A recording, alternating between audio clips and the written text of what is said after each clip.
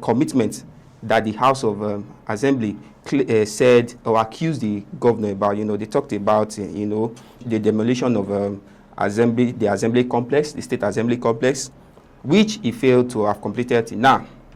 I think that is one of the reasons why they planned impeaching him. They also talked about misappropriation of funds, you understand? But if you look at it, they claim he misappropriated funds. Well, we could go around. I believe you too, you're also a witness of this. You are seeing most of his ongoing constructions, you understand? Yes. So I tend to wonder, how has the state governor, in this case, misappropriated funds? They also talked about failure to present a budget to the assembly. Well, that one has also been on the news for quite some time.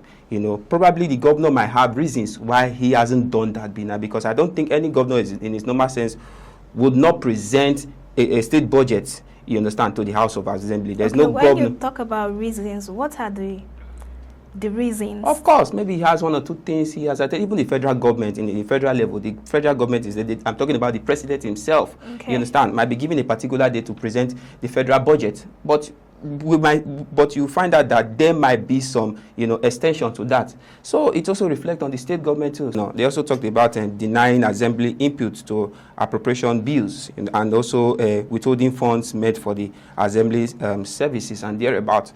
Now, I'm not trying to cite the state governor, or I'm not denying the fact that the speakers or trying to deny their emphasis and fact against the governor. But what I'm trying to say is that these things could be resolved, not taking it to that extent of, impeaching, the governor. You understand? Okay, thank you.